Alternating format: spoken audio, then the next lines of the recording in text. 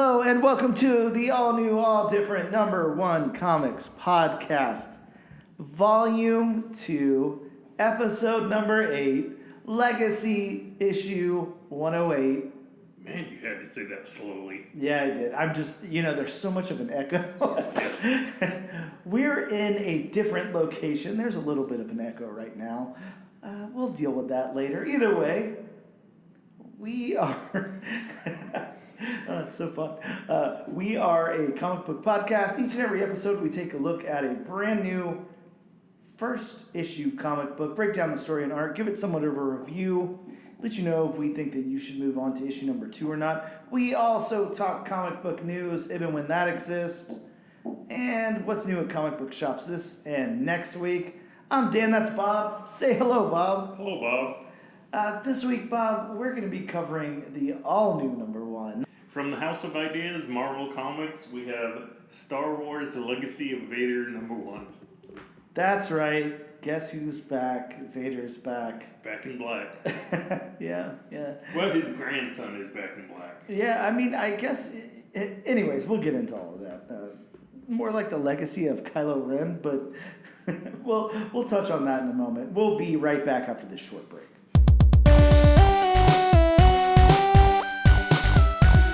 Hey, and welcome back to the all-new, all-different #1 Comics Podcast, issue number 108 for all you legacy issue numbers out there. Bob, it is time to talk some comic book news. All right. Comic book news light, if you will. Mm-hmm. It's been a week, There's, obviously we had a lot of news last week, so, kind of when that happens. Well, I mean, we knew it was going to happen with MegaCon coming up. Yeah, we did have MegaCon, and I went. I didn't stay the whole weekend, just went Thursday and Friday like I normally do when I go, but it was a blast. But man, I will say this was the most packed MegaCon by far. That Thursday felt like Saturday. It was insane. You couldn't. And I'm sure Saturday felt twice as. Oh yeah, I was not there. Twice as crowded as Thursday. Now I know. Some things that went on at MegaCon were like Todd McFarlane's lottery to get in Todd's line for an autograph. That was something that was going on. There was, as per usual, the Supernatural cast was there, so that's their regular con goers. We had a lot of really cool creators there. Mm-hmm. Saw Donnie Cates. Which, last time I talked to Donnie Cates a little bit and got some autographs and stuff, but this time I skipped his line. But, man, that guy looks different now. So different after his accident and everything, and just looks like a completely different person. But I'm glad that he's up doing conventions now. That's very cool. Some really cool creators there. As I told you off air, Emma Kubert, I couldn't get in her line because, it was Fanboy Central, but... she was there. Talked to Soule a little bit, which was awesome to talk to Sue in person. I was really excited about that. Talked to David Pepose in person. Very, very cool. David, such a cool guy on the podcast and then in person as well. Just so warm and welcoming to everybody. So it was really cool to talk to him in person. We definitely have to get him on for Captain Planet. Definitely, especially since I didn't do the interview. Yeah. Exactly. I wasn't available to do the interview. Yeah, sadly. So we got to get him back on and talk about that. But MegaCon was a lot of fun. A lot of cool people there. Man, saw some great cosplay. Some really fun original. I was gonna say, how was the cosplay? Yeah, the cosplay was really, really good. Really phenomenal. Lit, as the kids say nowadays. It was lit. I'll give it that. Yeah, it was a really fun time. I will say this though. Here's my kind of thoughts on MegaCon. Mm. If you're like me, which I know cons have evolved to something a little bit different than they used to be, but if you're like me and you're going to stock up on comic books, it is much less comics than you are anticipating. And, through the years, we get less and less comics, and, man, I would say, outside of exclusives and Artist Alley and stuff like that, just the comic book vendor booths, yeah, there are not a lot anymore. Well, and that's what I've heard about a lot of these cons. I mean, I've heard San Diego. Yep. It started as a Comic Con. I Yep. mean, I think I remember reading that their first Comic Con. I mean, it was nothing but Yeah, comics. just comics. Comic. Yeah, I mean now it's like anime, video games, everything but. I mean, there's still comics, but I mean, like you said with MegaCon, I mean it's not what it once used to be.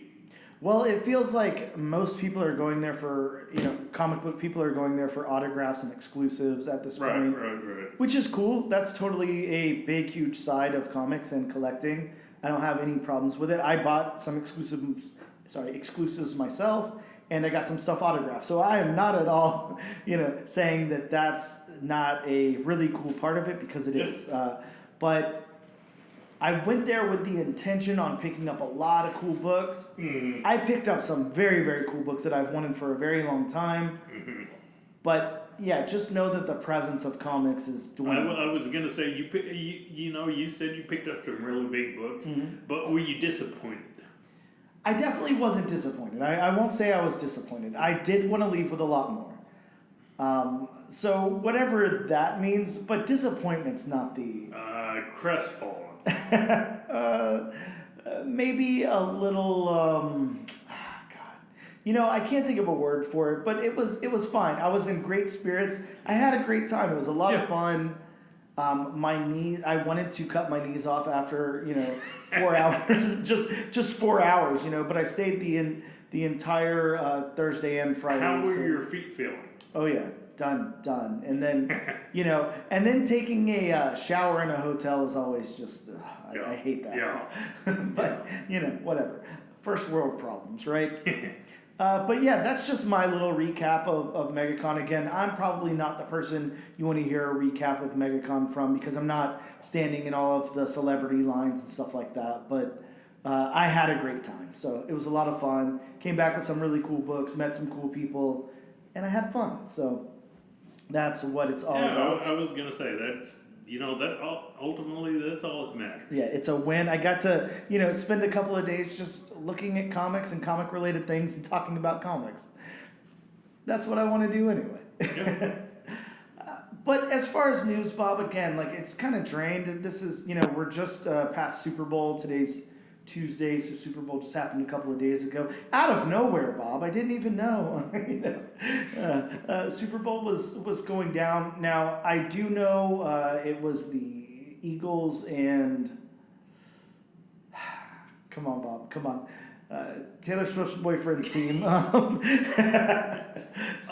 now the Kansas City Taylor Swift's boyfriend's team. Yes. Okay. So yeah, there you go. I don't know who won.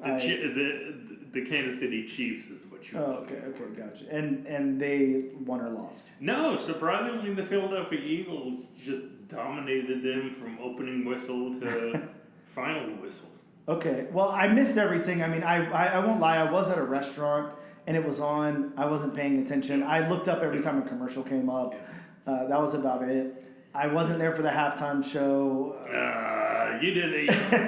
Yeah, I've heard so many things about the halftime show. Sorry to all you Kendrick Lamar fans out there, but no.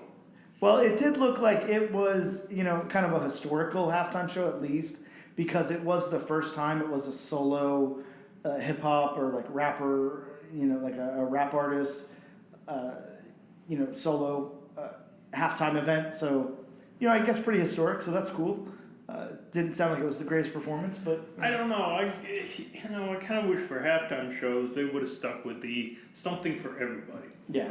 Have a rapper, a country singer, a rock band. Mm-hmm. Just something that appeals to everybody. Sure. Because rap's not gonna really appeal to me and you. Mm-hmm. Rap's definitely. The people in attendance at the Super Bowl definitely liked it, but it more appeals to a younger generation. Sure. Of course, you're more rock band. Mm-hmm. Mm-hmm. Yeah, well, but we did get some trailers out of the Super Bowl, Bob. There was, 6 or 7 of them. Some that we've seen, some that are a little condensed, some that are a little different, but we can definitely talk about them. I'd like to talk about them. So, of course, dominating my interest here is that Jurassic World Rebirth trailer. Condensed, a little different. I loved it. Anytime I get to see any... Yeah, of course you loved it. Yeah, anytime I get to see anything from this, I'm excited. So. Well, and it's got Scarlett Johansson. It does have... Look, Scarlett Johansson, Mahershala Ali, dinosaurs, there's not really any way to lose here at all. But, we can stop you at Scarlett Johansson. Yeah, for my money, there's just no... Like I've told everybody with all the previous Jurassic Park stuff, with the exception of Jurassic Park 3... there's just no way to lose. There's nothing in here that could make me disappointed. So I'm very excited for this. I love anything that I get to see. Was any of this new or different for you, or was it just a condensed version of what you've already seen? This is actually the first time I've seen really? The Rebirth trailer. Oh, okay. So, my thoughts. I'd love to hear yours, though.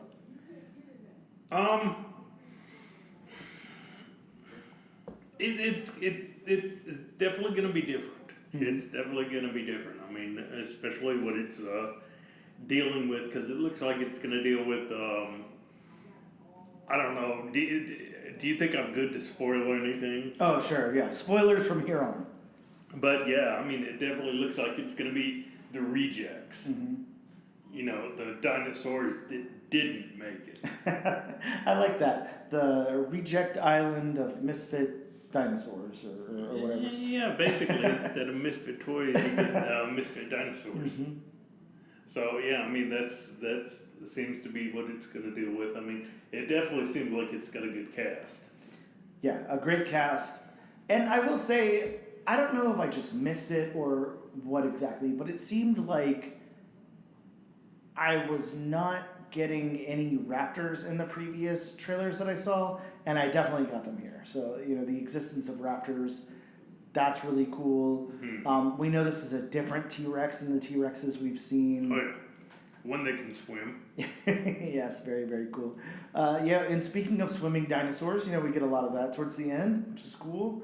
This is... I'm so pumped for this. I cannot wait for this thing to come out. Still waiting to see Scarlett Johansson turning into a dinosaur. If you saw those leaked scripts, could happen. Have those dinosaur hybrids. So next up is, Bob, I know you're excited about this one. This one, I'd be surprised if you didn't already have tickets. I know they're probably not on sale yet, but the Smurfs... Man. The Smurfs. I somehow missed this one until this morning when I went to look at a recap, and I was like, oh, there was a Smurfs trailer or teaser or whatever. Smurfs. We're back in the Smurfs. Well, when was the last time we had a Smurfs movie? It was like 2010, 2011? You're talking about the Hank Azaria, Katy Perry voiced Smurfette. Yep. Yeah, you're talking about that era. So yeah, that had to be last decade. Yep. Believe it or not. Yeah, good. I don't know, 15 years ago or so. Yeah, this is. It's Smurfs. I don't know what to say about it. It's like I'm not particularly interested. I probably won't see it. It's like, all these movies. It's like the Sonic movie. It's like the Super Mario Brothers movie. Sure. They're just geared towards a younger audience. And if, older people like it, then... I just wonder about the IP of Smurfs. How does that translate to this current generation? That's watching movies. Yeah. I guess it's like anything else. They made that Trolls movie and stuff, and that was for, a younger generation as well. But Trolls has always been a timeless toy. Even nowadays, Troll dolls aren't as popular as they once were, but they're still around. Why haven't they come out with a Furby or Tamagotchi movie yet? Why aren't we? Why don't we have those things? Is the real question. Well, Furby. Well, you had the controversy with Furby toys being banned from any sensitive information. Sure. So. Huh. Now, Bob, here's a trailer that I don't know for sure, but I feel like I've already seen. Novocaine. Like, this wasn't a new trailer for the Super Bowl, right? Like, this was already out there? I believe so. Yes, they released some stuff before. Okay. The Super Bowl. I actually saw most of the Super Bowl commercials a few days before the Super Bowl. They had been released in a compilation video on YouTube. So most of them, when the game actually aired, I had already seen. Yeah, it takes away from it a lot now, Like, it used to be such a big deal, and now you can see this stuff beforehand or whatever. I know one that I did catch live, while I was at that restaurant, was the Mountain Dew Seal commercial. that was fantastic. Hilarious. That was kudos to Mountain Dew and Seal and all of that. I mean, that was some of the best advertising and one of the best visual puns ever. Yeah, that was good. It was so off the wall. It was that was great. I really liked that a lot. So yeah, like I said, Novocaine. Feel like I've already seen it. Big deal. It looks fine. Looks fun. I honestly, it doesn't look like a movie I would ever go out of my way to see. No. And speaking of movies I would never go out of my way to see, the live action How to Train Your Dragon. I've not even seen the animated one, but... Oh, really? Yeah. I hear it's good. See, and yes, I'm actually, I actually went over to my mom's house and watched the Super Bowl with her. Since she's a, football fan. Of course, not as big as football fan as I am, or as big as football fan as you are. Can't even remember the Kansas City team's name. Yeah, but Taylor Swift's boyfriend's team. That's. I happened to mention to her when that trailer came on. I've seen all 3 animated movies. I enjoy all 3 animated movies. The first one especially. The first one was great, and I don't know. This is one live action. Well, one of the many live action from animated remakes I wish wouldn't have gotten, done. But I mean, this one especially, since I enjoyed the animated movies and whatnot. I wish they wouldn't have done it. Yeah. Yeah, I'm interested to see like what the point of doing this was, but it looks like, I mean, I don't want to just say it's DreamWorks, right? That's who does it. Yeah, maybe they're just kind of following like the Disney play of taking some of your IP. I mean, don't get me wrong. From the scenes they had in the trailer, I mean, it was pretty much an exact shot for shot of the animated movie. So I mean, it looks like they're getting things right. And the kid playing Hiccup. I mean, he does kind of sound like Jay Baruchel. So I mean, that's a plus. I just still wish they wouldn't have made it. Now here's another one, another live action, and it's going to be the Lilo and Stitch one. I don't know how I feel about seeing a live action Lilo and Stitch movie, but I will say this was kind of fun. I mean, it wasn't a teaser or trailer for the movie. It was a Super Bowl commercial. Yeah, I mean that one was fun. I mean, it does kind of play off the trope of the whole squirrel running in the field, yeah. Which I mean we've seen many times. I've never seen Lilo and Stitch. I never saw the TV series. I never saw any of the movies. The movie? Okay, wow. So, but I know enough, and I mean, while that live action Stitch looks, good, also looks creepy at the same time. Yeah, well, I mean, you're always going to cross that weird, uncanny area. That is true. These live just as long as and I'm glad he wasn't how Sonic the Hedgehog originally was done. I think we're all thankful for that. Okay, so next up is the Thunderbolts Asterix. was anything different in this? I mean, it was marketed as the big game trailer, but I didn't feel like anything was different.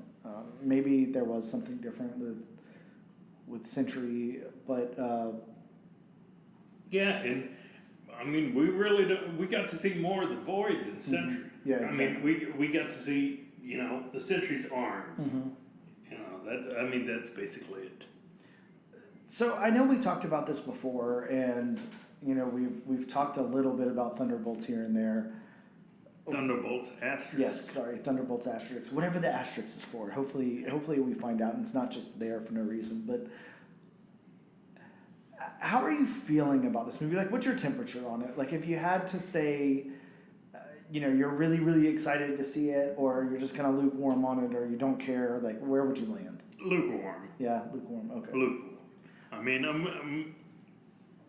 the way I'm kind of getting Suicide Squad vibes from it. Definitely, yeah.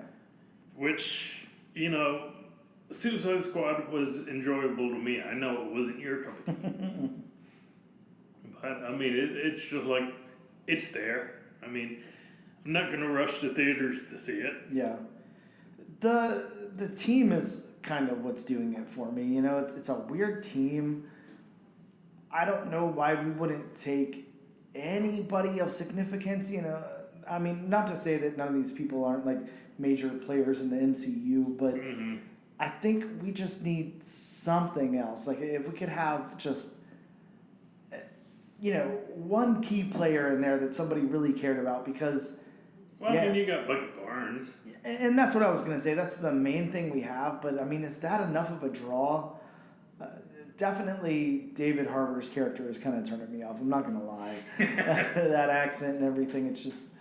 I don't know. I don't know how to feel about this one. I am really, really excited to have Sentry in the MCU. And I have faith that they'll do justice there. I just don't know how to feel about the movie overall. But yeah, it's one of those, to be determined, I guess. Like, we can't really know until it comes out and we see it. Now, how about the short teaser for F1? Any thoughts? Because I'm not going to lie, this was like the same thing as like, when I see a commercial for a car, like, I just don't care at all. I mean, it's there. I mean, that's basically all I can say about the F1 trailer. It's there. Yeah, this is something I would never watch. It doesn't. You could tell me it's the greatest movie of the year, and I'm probably not going to see it. I'm just not interested in that. But good for them. So next up, we have Mission Impossible: The Final Reckoning. Is it finally going to be the Final Reckoning? That's what the subtitle says. So. I was just wondering for a while there, how long are they going to milk this franchise? Yeah, I've been done with this. How many movies are we up to? Oh, God. 8, 10, 12, I don't know. Yeah. Who knows? Because I fell off a very long time ago. But yeah, I've honestly never seen one all the way through. Really? Yeah. I don't know, like first 2 or 3 or something. I mean, I definitely, making these movies, I definitely have all the respect in the world for Tom Cruise. I mean, doing his own big stunts. Sure. Not wanting a stunt man. Still don't think he's gonna be able to get up in space like he wants. Only time will tell. Yeah, I mean, you can tell we're both. That's a wash for both of us. I guess the last one, and I don't know if this really aired during the Super Bowl or not, but the Megan 2.0. Yeah, it did. Okay. It did. I mean, that was an interesting trailer. I've not seen Megan, so I understand the concept, and I've seen a lot of visuals from it. But this was an interesting trailer. It had a cool vibe to it, at least. It definitely vibed. I would say more so, like, with the exception of, Jurassic World Rebirth, definitely had the most, like, vibe or whatever to it. Like, world building had something going on there. A lot of these are just so cookie cutter and, like, we already know what we're getting, where this felt a little bit different, so that's cool. I don't know, I guess that's our breakdown of the Super Bowl trailers or teasers or whatever we got there. Well, and I just wanted to add, this doesn't have anything to do with comic book related news. But so they put up a graphic comparing Super Bowl 59, which was this year's Super Bowl, to Super Bowl 1. Wow. And one of the numbers, or one of the stats, was the cost of a 30-second ad. Ah, God. So Super Bowl 1. Any guesses? All right, are they consecutive? Like, has it been 59 years ago was the first Super Bowl? Yeah. Wow. I'm going to say a 30-second ad. 59 years ago. Jeez. Man, I'm really going to have to... let me put my headspace in the year. So 2025 minus 59... 1966. A 30-second ad in 1966.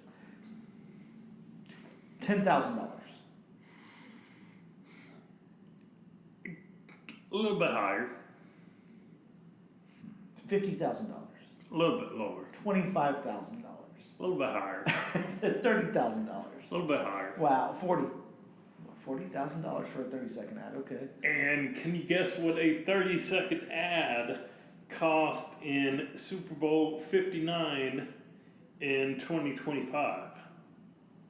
$50 million. Wow. I mean, it's definitely gone up since Super Bowl 1, but yeah, you're way off. You gotta, have inflation in there. $1 million. Higher. 5. Higher. 10. Lower. 6. Higher. 8. $8 million. $8 million. So it goes. Wow. So Super Bowl 1, 30-second ad cost $40,000. Super Bowl 59, 8. And this is just a 30-second ad. Yeah. Like, if you want to go any further than 30, which we both know there were commercials that were more than 30 seconds. Oh yeah. So I'm sure there were people paying at least $10 million Jeez. just for their ad. So yeah, I thought years ago when I found out that a 30-second ad cost $5 million, I thought that was expensive. And then I heard $8 million, and it's like, ooh, that is some money. Now, did they say what some of those advertisements were back in 1966? Do you have any? Man, like I would assume it's like soap commercials or something. So I did not see. They didn't say during the Super Bowl, but there's actually this channel that I watch on YouTube, and they did play a commercial from. They were actually playing Super Bowl commercials throughout the years, and one of them was a Super Bowl commercial from. I don't know if it was from the first Super Bowl, but it was an early Super Bowl, and what was it? It wasn't a Philips Norelco razor. It was some razor, and I mean it was just so cheesy because the razor was animated and it was voiced.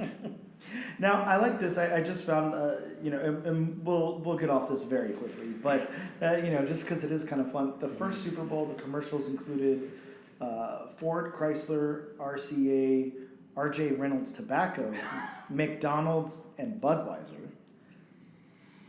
Well, all those can still be played nowadays, except the R.J. Reynolds Tobacco. Yeah, in some places, I don't know. But it looks like, just kind of scrolling through this Wikipedia article, it looks like cigarette ads were a very big... Oh, yeah. In 1969, we had, what is this? Paul Mall, Silva Thins, Salem, Winston. We had 4 different tobacco commercials back in 1969, so... Oh, wow. Very, very interesting. Really cool. But yeah, this is, I don't know, that's probably a fun rabbit hole to jump down. I'd love to check out Super Bowl commercials of the past, definitely something. I would assume there's probably way more than I could think of off the top of my head that I'm familiar with, or that I've seen in some way or another. Well, think of how many commercials of companies that have gone out of business a long time ago. Yeah, exactly. Yeah, definitely whatever that was, silver thin cigarettes. No, Probably spending money on Super Bowl commercials. Yeah, exactly. So yeah, again, not really any big news this week, but we did get some Masters of the Universe movie casting. We got 2 casting announcements. Fisto will be portrayed by Johannes Johannesson. Thank you, Bob, for the pronunciation of that one. You were very. And the Sorceress will be portrayed by Marino Baccarin, is what I'm going to go with. Just think Vanessa from Deadpool. There you go. So, yeah, a few casting announcements there. Bob, Magic the Gathering is getting a movie. So, we're going to have a movie and a TV show for Magic the Gathering. How? I have no clue, but it's going to start with a movie. And if you've noticed that, I can't remember what year that first issue is from, 1995. Yeah, there's a Magic the Gathering comic book that came out from Armada Publishing. And yeah, I mean, if you saw it, you'd definitely recognize the cover. It's a epic fantasy cover, like kind of like Conan, and yeah, it's Magic the Shadow Mage. But yeah, that comic's heating up a little bit, and we're getting a movie along with a TV show. If I assume if the movie goes good, the TV show will follow, but we'll have to see. And also, Bob, here's something kind of exciting. Avengers Doomsday has moved up, so it's going to start filming next month now, ahead of schedule. So, really cool. Really excited for that. Now, has the release date moved up? Not anything that I've seen yet. I'm sure it will. Yeah, I mean, filming's moved up. I didn't see that either, but I would assume if filming has moved up, then Yeah, I mean, unless the filming schedule just became longer, but that is true. that's always an option. Yeah, we'll have to see what happens there. The last thing I want to hit, again, not really news, just want to hit this top 10 really quick, and if we have anything to say about it. But it is a big convention week. These are probably keys that a lot of people were hunting, some of them at least.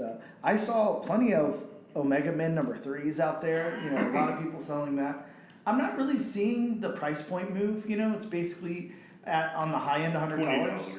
Yeah, well, 100 on the high Well, end. yeah, on the high end. Yeah, you're not finding any for $20 anymore. That's definitely gone. But, 50, 60, yeah, you can definitely get a very mid copy for $30 right now. But of course, that's the first appearance of Lobo, and we have Hulk #1, of course, the first cover appearance of Red Hulk, General Thunderbolt Ross. We all know why that is for the Captain America, the new Captain America movie. Big presence of Thunderbolt Ross there, so that's #2. Daredevil #1, a book that I wish I had a copy. A very underrated book. Yeah, very. Always been an underrated book. Yeah, and we know that's on the list because Daredevil's coming soon. So, Amazing Spider-Man 252, a book that again, I see that price point slowly creeping up because I remember for the longest time, Bob, this was, when I guess pre-COVID, this was like a $20 book, and then it skyrocketed. It started hitting 50, and then started going to 100. Right now, the high is like almost $200. So yeah, this book just slowly keeps creeping up. It being the first appearance of Spider-Man in his black costume there. So really, really cool book. Really great cover to have. How about ASM 300, Bob? A book that, I don't know, I've never seen this really go down in value. No, I haven't either. Full appearance of Venom, that great cover, iconic Todd McFarlane cover. I want to say the piece of comic art that made Todd McFarlane what he is. Definitely. Fantastic Four 48. Now, I saw a few of these at the convention, but they were priced completely out of range. I mean, on Key Collector here, it's saying that the high end is $4,000.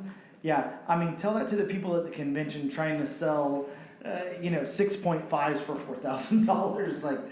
Yeah, it's pretty crazy. Well, yeah, but I mean, we know why that is. I'm not saying it will cool down after the movie comes out, but I don't see it staying that way. Yeah, I mean, especially being what it's the first Silver Surfer, it's the first cameo of Galactus. Yeah, big book. Now, Bob, another big book, and this one's I won't say slowly creeping up because it's every day it's hitting new highs, but Amazing Spider-Man 50, the first appearance of Kingpin. This has just become such a huge book lately. Really, really big. And I mean, we've seen Kingpin on screen plenty of times, but yeah. I was going to say, I mean, you got first Kingpin, which, Vincent D'Onofrio is blown in the water as Kingpin. He's an iconic Kingpin. And then 50 is just an iconic cover. Yeah, I mean, that cover, you really, really can't mess with that cover there. No, That's an awesome cover. Sometimes, as we know, covers supersede, anything that goes on in the book. First appearances. Bob, next up on the list, ASM 129, the first appearance of Punisher. Again, back to the Punisher, Daredevil, Kingpin, all of that. But of course, we have John Barenthal reprising his role of Punisher in Daredevil Born Again. So, yeah, this is a hot book. I don't ever see this going down. I got a great deal on this at MegaCon, by the way. I'll have to tell you about that off air. But yeah, really good deal on that book. How about Iron Man #1, Bob? A book, again. Another underrated book. Yeah, I don't think I'll get my hands on. Now, I was at a local convention years back, and I saw one copy of this, on a key wall. Very, very affordable, Bob. I'm saying, I can't remember the grade of this book because it was slabbed, but I think that I'm going to say 8.5, and I'm going to say that, he had like $600 to $800 on it, something like that.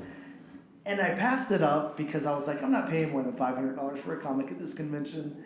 And I'm really pissed at myself, but man, yeah, this book doesn't quit. It is, talk about iconic covers. That's a great cover. I was going to say, there's no way on God's green earth you're going to pay $800 for an 8.5 Iron Man #1. Not even close. No. Yeah. And rounding out our top 10 list here, of course, is Fantastic Four 49, first full appearance of Galactus, the first cover and second appearance of the Silver Surfer. There's no way for this book to quit right now, unless this movie comes out and absolutely fails, or they screw up the likeness of Galactus or Silver Surfer.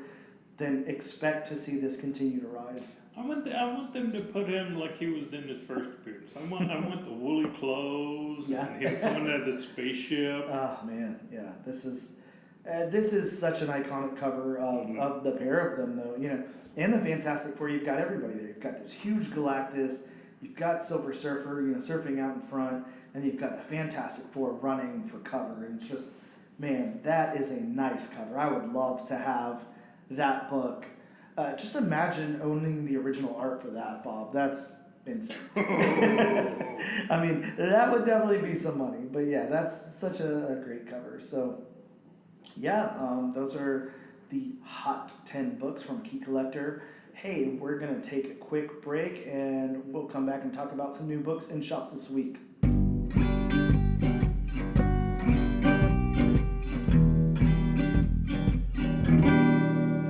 Welcome back to the All New All Different #1 Comics Podcast, Legacy issue number 108. Bob, it is time to talk about some new books that dropped in shops this past week. Okay. Of course, as per our usual tradition lately, we're recording on Tuesday, so the day before New Comic Book Day. Some of these might be a little bit old. I don't know. You might still be able to find some of them.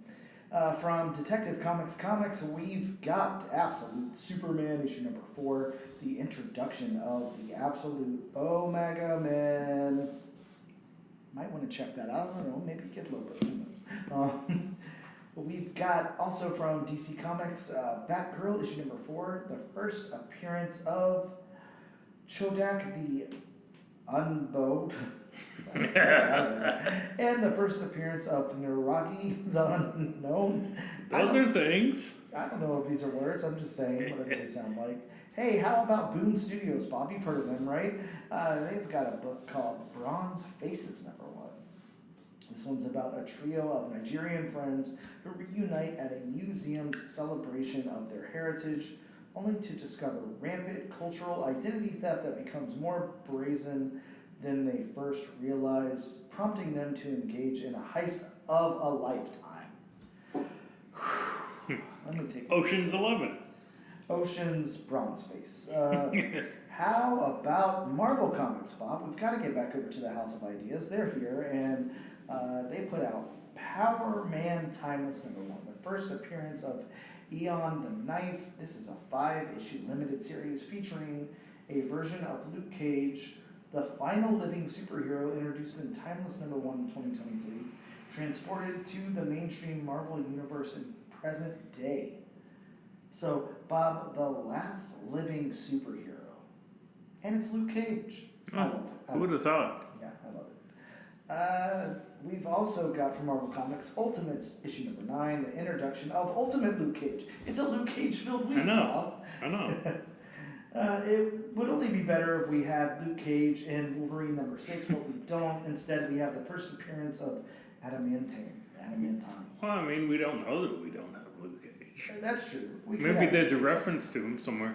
True. The Mayor, that's all. Those are some of the new books that are in shops this week. Again, this is Tuesday, new comic book days tomorrow. So you'll have a whole new list of comics to seek out tomorrow. But I don't know, maybe you missed these last week. So pick them up. We'll take a quick break. We'll be back to talk all about Star Wars Legacy of Vader #1.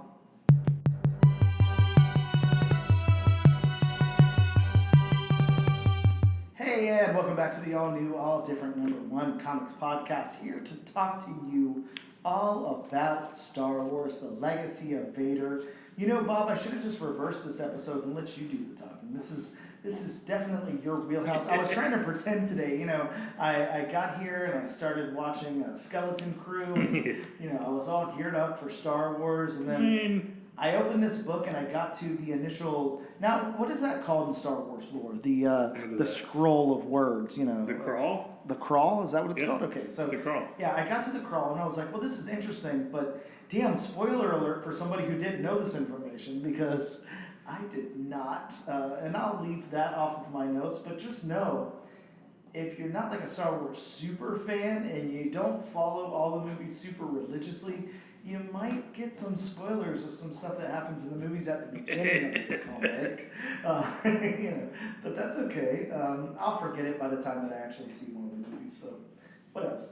But let's talk about Star Wars Legacy of Vader #1 from Marvel Comics. Now, I want to get over to the synopsis from Marvel, so I am going to do that really quick. But we definitely have Star Wars Legacy of Vader #1.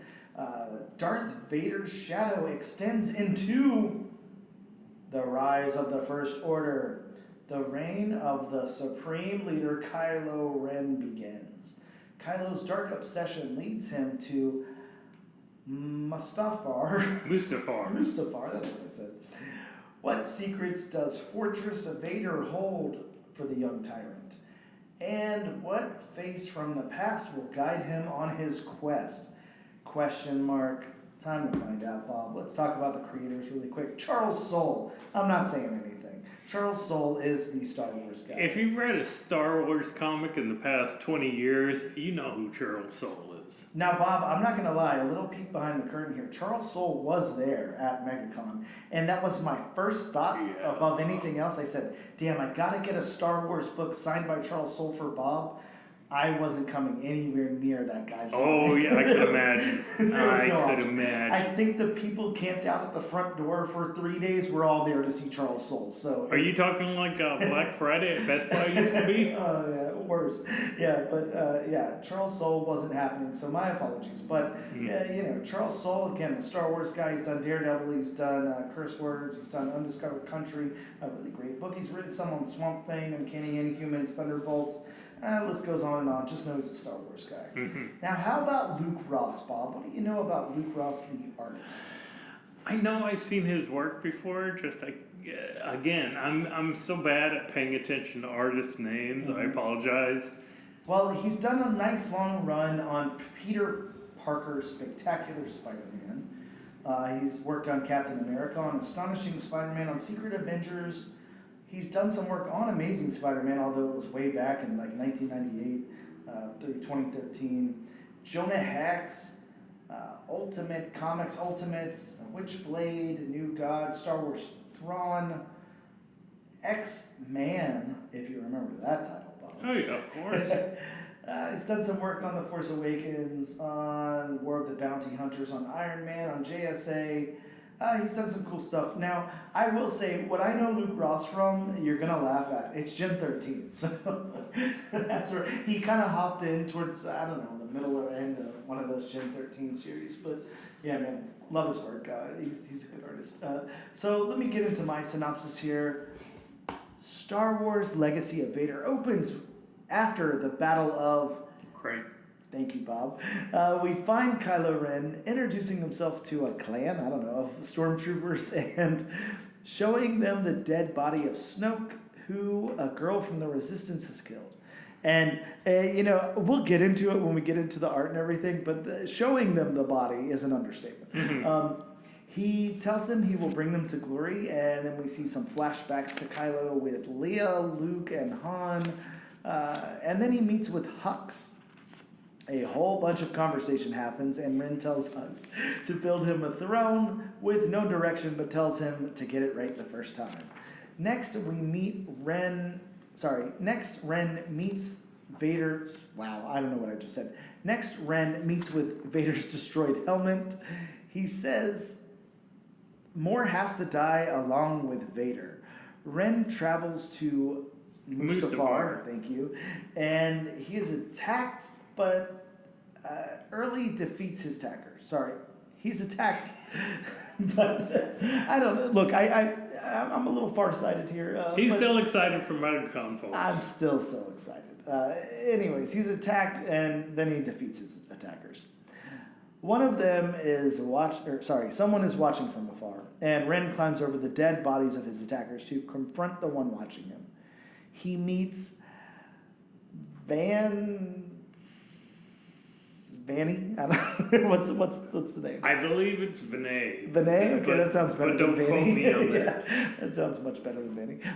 Who used to serve Vader. Ren thinks he'll kill Vinay and set himself free, but Vinay summons a hologram of Vader and stops Ren. Vinay tells Ren that Vader turned his past into his power, and he can show him the same as the issue ends.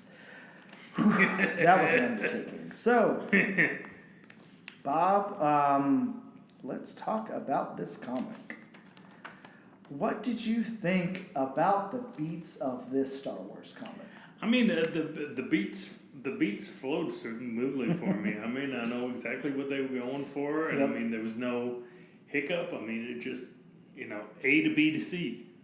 I really liked it a lot. I will say I got super tripped up because at first I was like, oh, this is just action. There's no dialogue really in this book.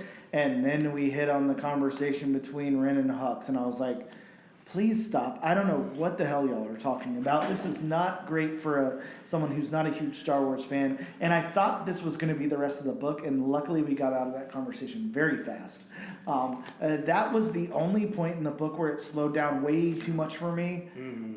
Other than that, yeah, it was fantastic. It hit beats really nicely. See, I mean, that's probably why I had no slip-ups, is just because I'm a much bigger Star Wars fan than you are. And you knew what was going on. Yes, I did. Yes, I did. Yeah, the beats were interesting. This was a cool book, and it was written in a good Which way. it made me laugh when you were, and it made me laugh reading it. When you were reading your synopsis saying that, some girl killed Snoke, I'm thinking to myself, that didn't happen. Well, true. How about the dialogue, Bob? I'm going to let you lead with this one. I don't, I'll say this. From an outsider perspective, the dialogue was good. It was fine. It was very heavy in that conversation between Hux and Ren, but other than that, the dialogue worked fine. Well, yeah, but I mean, I understood the voices. I mean, that's from what I've seen, that's General Hux and Kylo Ren. Yeah, and that's why I want you to lead. You know these and, characters much better. So. Kylo Ren, especially early on, he was that brooding, emo, kind of no nonsense kind of guy, and I mean, General Hux. I mean, just like pretty much anybody in power. I mean, they try to act like they have power and they know what's what, but ultimately they're kind of like sniveling kind of underlings. So I mean, the dialogue worked. Yeah, I thought the dialogue was good as well. Mm-hmm. How about the narrative structure of this book, Bob? I mean, the narrative is just Kylo Ren and him wanting to seize power and him thinking the only way he can fulfill his full potential is to kill everything that was. And then he starts to understand at the very end of this issue, oh, that may not be the case. I may want to use what I've experienced in life to fuel my future going forward. Yeah, I liked that as well.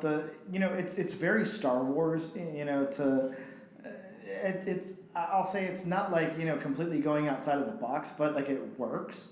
No, I mean there's nothing out of the box about this comic. I mean, this comic does not try to reinvent the wheel. No, but it's done well enough. And Charles Soule is such a good. I mean, he knows this universe by now. So, I mean, even though, again, like I said, he doesn't try to reinvent the wheel with this book, it's done and it's told so well. Yeah, he's a master of playing in that sandbox. Yeah, he is. Yeah, definitely. And I will say, I don't know exactly, you'll probably have to help me out with this one, but this does take place in between two movies. I'm not sure which ones. It takes place between The Last Jedi and The Rise of Skywalker. Okay. Pretty much right after, Snoke died.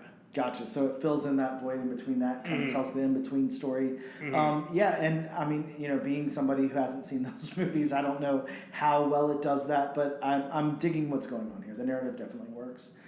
So how about the world building? I'm gonna say I feel like I'm in Star Wars world. You go. I was gonna say. I mean, this. If there's not much I need to say because being such a big Star Wars fan, I mean, I pretty much know this world inside and out. Yep.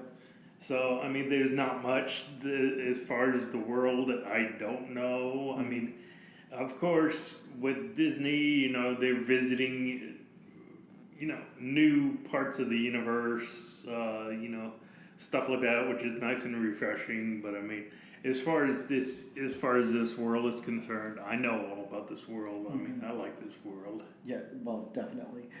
So let's get into the art then. Luke Ross, how about the characters? How did you feel Luke's portrayal of all these characters you know and love, Bob? I'm not gonna lie. I do kind of wish they were a little bit more detailed and a little bit more. I don't want to say real. I don't want to say less cartoony, but I mean, I'm not saying they're bad by any means. I especially like his. I especially like the use of the shadows and all that kind of stuff. I just kind of wish the characters were just a little more realistic looking. Okay. See, I had the exact opposite thought. I thought opening this book, wow, these guys look fantastic. I was really impressed with the artwork and the portrayal of these characters that I've seen in passing. Again, I'm not super familiar with anybody other than, you've got it open to the page with Luke and Leia and and Han, so I'm more familiar with them than anybody else here. But Yeah, I'm gonna say, right now, one thing I love about the art, I love, the splash page. I've got it open to, where you see Kylo Ren's inner turmoil. Yep. And I mean, you just see the individual, panels of, everybody. And there's another page later on down the line when he first gets to, or what is it, when he gets to Mustafar, where, I mean, you just see him fighting up the stairs and you see all the individual panels of him taking out all the guys, and just how the word bubbles flow from just regular word bubbles, and then they, flow upwards.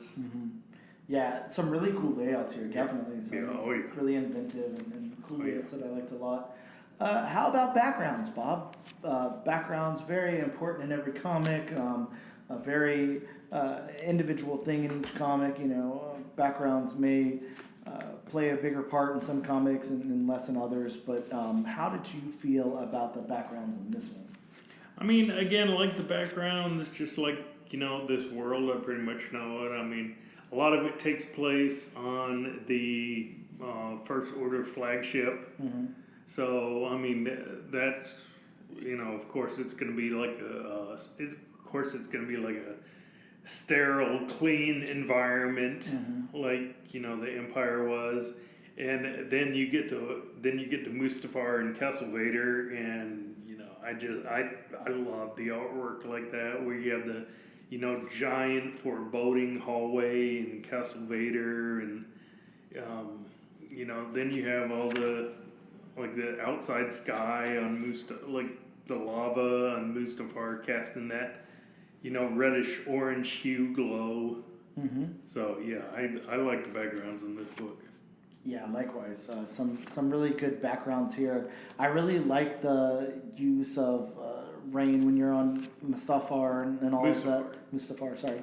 Of course, the backgrounds in a Star Wars book where you get to see, space behind you and the galaxy and everything. All that's super cool. Done really well.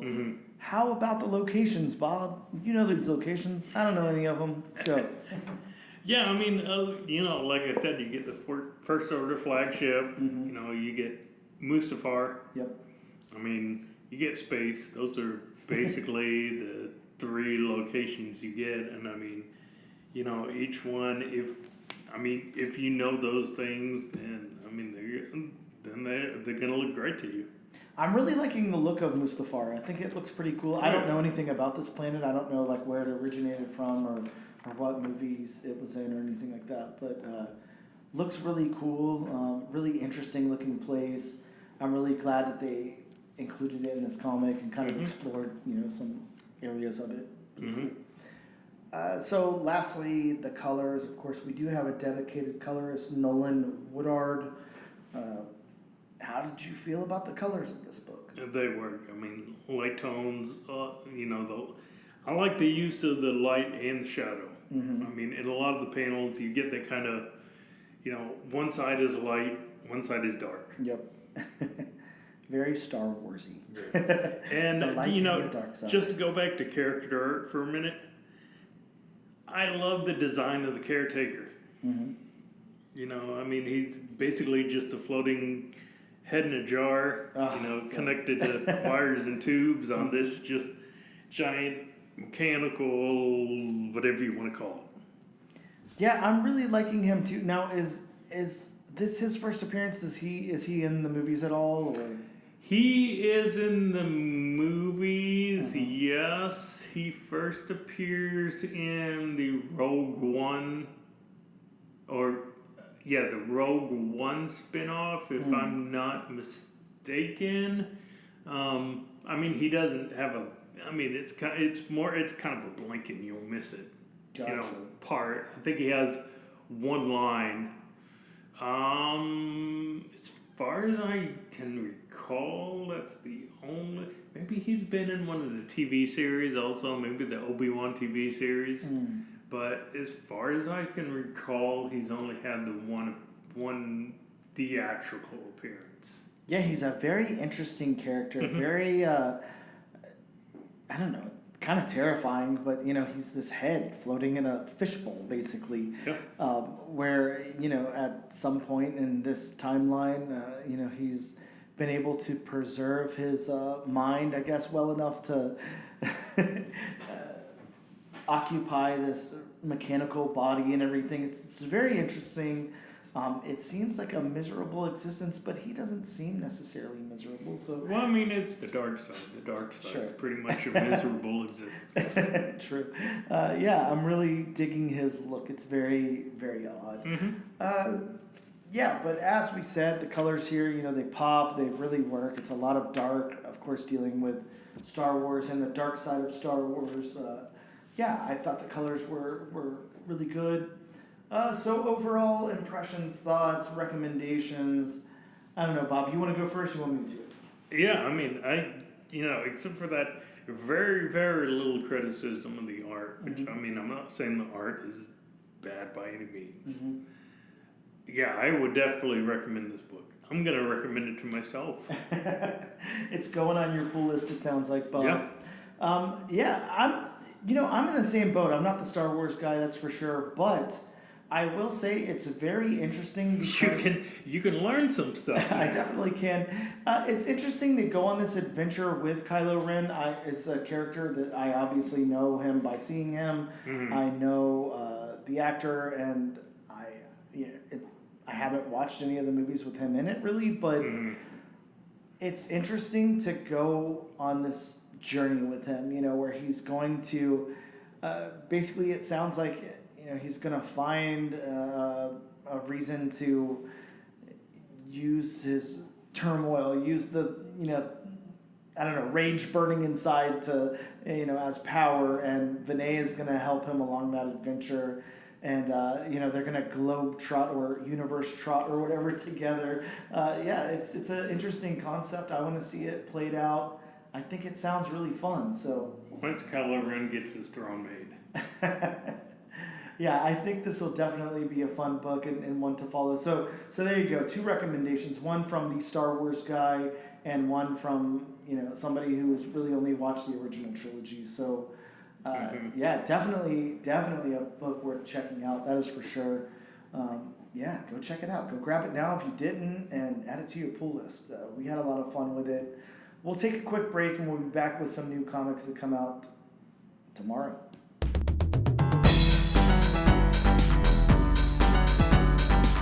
Hey, and we are back with the all-new, all-different #1 comics podcast, Legacy Issue 108. Bob, it is time to talk all about the new comics that are dropping in shops tomorrow. It is. That's right, Wednesday, February 12th.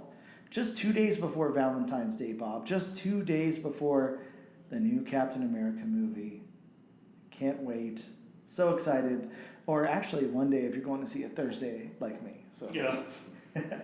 Bob, let's talk about some new comics that are coming out this week. But of course, before we do that, it's disclaimer time.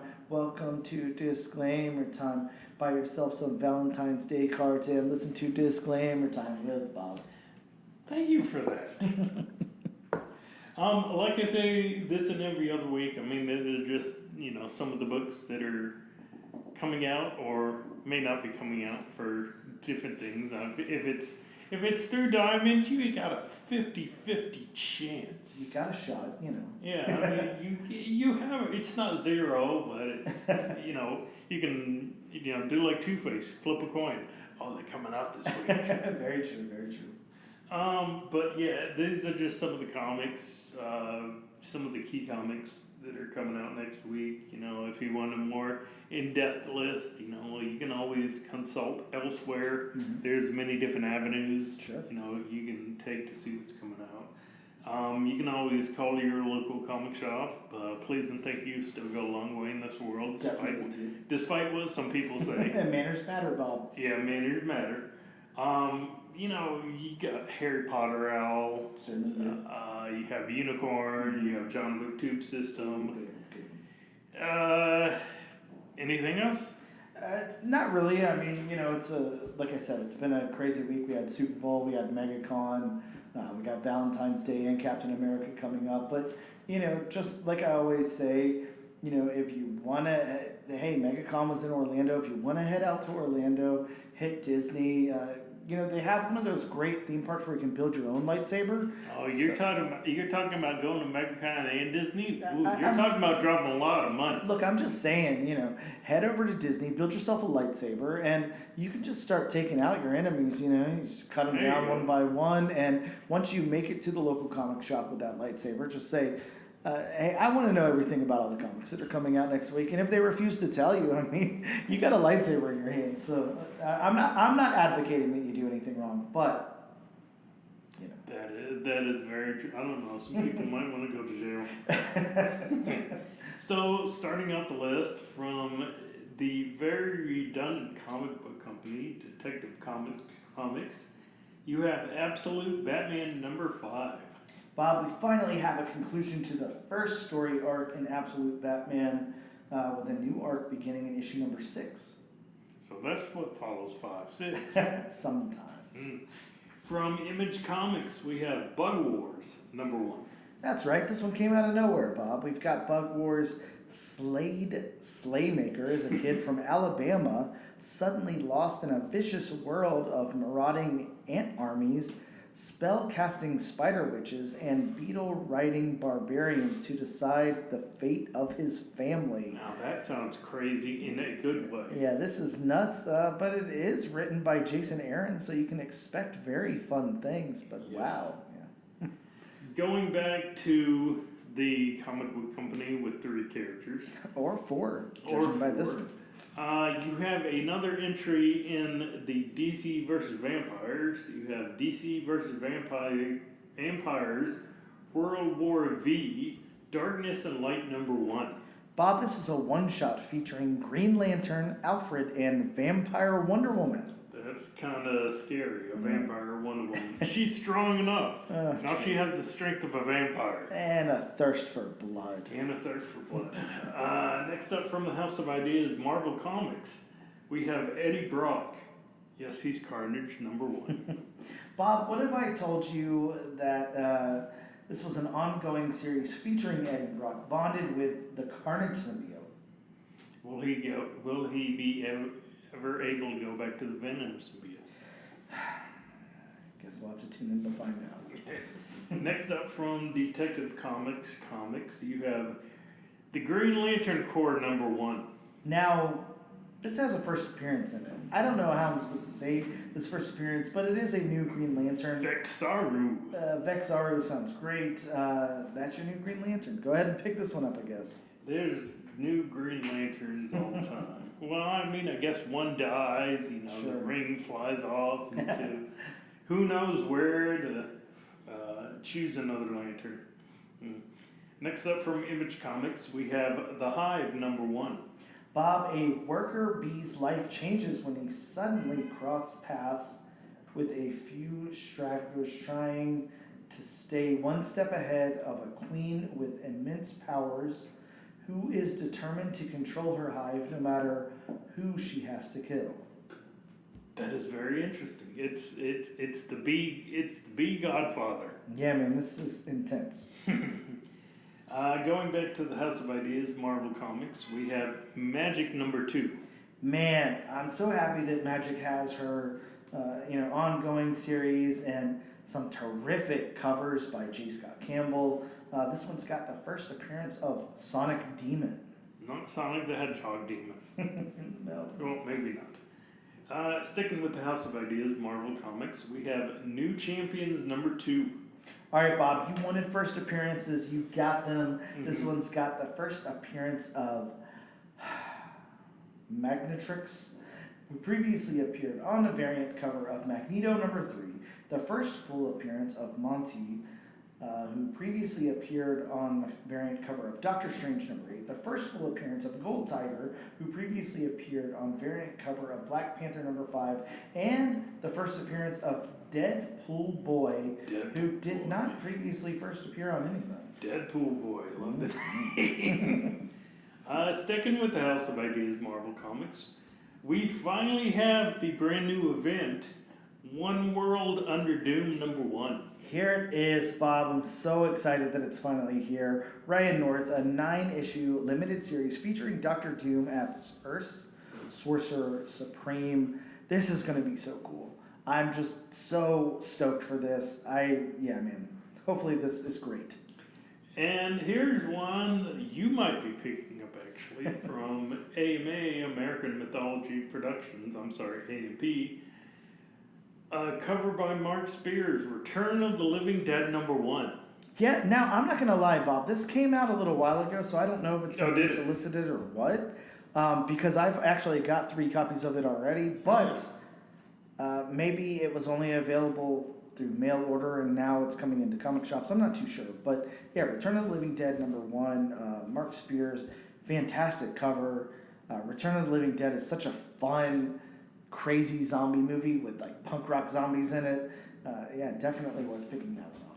And here's another one that you're going to be totally lost on. From Dark Horse Comics, we have Star Wars Bad Batch Ghost Agents #1. Yeah, those are a bunch of words that go together. This is a 5-issue limited series that explores an earlier timeline prior to the death of Tech. You needed to have seen the Bad Batch TV series. I was going to say, is it the death of technology, or is that a character? Oh, if that happens, life as we know it is the end. Yeah. We rely too heavily on technology. Definitely wouldn't have a podcast without it. And finally, from Image Comics, we have Transformers #17. First appearance of Bob's favorite Transformer, Shredhead. Yeah. Those are some of the new books that are coming out next week. Of course, there's a more comprehensive list somewhere else, but those are some of the ones that we're excited about. Now, Bob, speaking of being excited about, we've got a couple of books on the wheel here from wheelofnames.com. For all your wheel spinning needs, head on over to wheelofnames.com. Tell them Bob sent you for a 30% discount this week only. Bob, I'm going to click to spin the wheel, see where it lands. There's choices here. We're going to see. Bob, it looks like we don't get to do One World Under Doom. We're going to be doing Bug Wars. So, yeah, get excited for some bugs. Hey, I'm excited for it. Like I said, that sounds crazy, but in the best way. Yeah, it does. That's Jason Aaron. We got faith. So, yeah, check us out on episode 109 for Bug Wars. That should be a very fun one. Thank you guys so much for hanging out with us, not hanging us, for Star Wars Legacy of Vader. Bob, if you don't have anything else to say, I think that'll about wrap us up. With great power comes great responsibility, and may the Force be with you. That's right. Do your homework, kids. The more you know. Goodbye.